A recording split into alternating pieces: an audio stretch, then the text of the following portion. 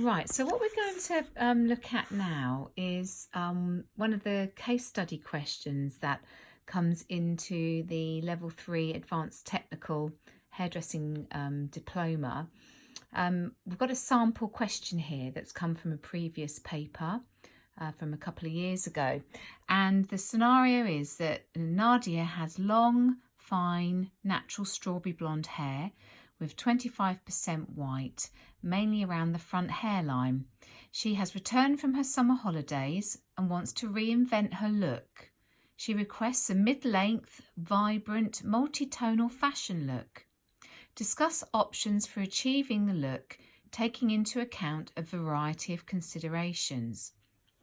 So what I've done is I've marked a couple of attempts on this from the students. I'm just going to read out some really good sort of introductions that some of you have come up with, which I felt were quite good in the way that you've began your answer.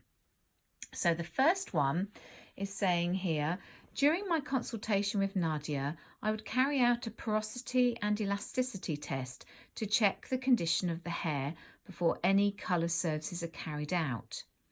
I would also do a skin test to make sure she has no reaction to the products. As well as these, I have to take into consideration her current lifestyle, density and texture of her hair. Now, I've actually put in some question marks there because you should expand on that. You should talk about her lifestyle. You know, does she go on holiday regularly? The density of her hair, it looks like probably it's looking like it's fine, but how much hair is on the head? And what implications does that have when you colour and when you cut? And the texture obviously is fine. So what does that mean to someone who's going to colour that head of hair and then move on to a haircut? So that would need to be expanded a bit more. Also, we would take into consideration her face shape and the skin tone, which would be a warm tone as she's just come back from holiday. Now, I think that's a really good point that the student has made there. Knowing her skin tone is most likely warm and her hair is also of a warm tone due to being strawberry blonde, I think these might clash against one another. So I think by adding a cooler tone or more vibrant tone would help both of them blend well. For the colour products, as she has white hair at the front of her hairline, we would have to only use 20 vol to cover the white hair. Alongside this, whatever colour we use, we would have to add a base shade to cover it better.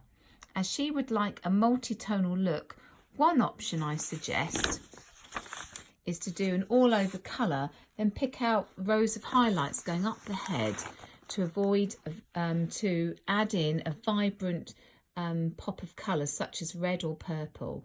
This would be a subtle introduction into colour for her and also means she would occasionally get a glimpse of it when their hair has movement. I would do a dogtooth weave to make this colour stand out. I've also said here some added notes that we would have to consider maybe pre-pigmenting some of the hair. If she's just got back from holiday and the hair is really pale and faded and sun-kissed, some of those darker colours, remembering if we're colouring more than 3 levels darker, we might have to use our colour match technique or do a full pre-pigmentation if we're going more than 3 shades darker.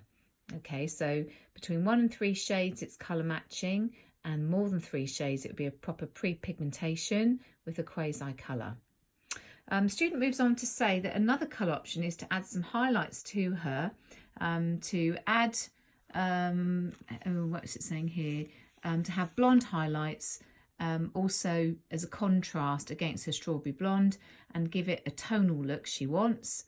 And these weaves would be more fine to help it blend in with the hair. So there's a slightly more natural look and more dramatic look with the dog tooth. So it's giving a comparison in the answer.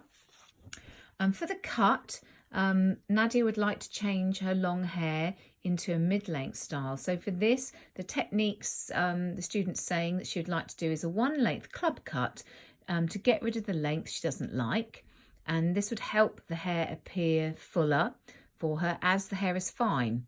So she wouldn't layer it all over, but the student's suggesting maybe doing a disconnection layer as I think this would help to give her more volume on the top section of the hair and also add some movement.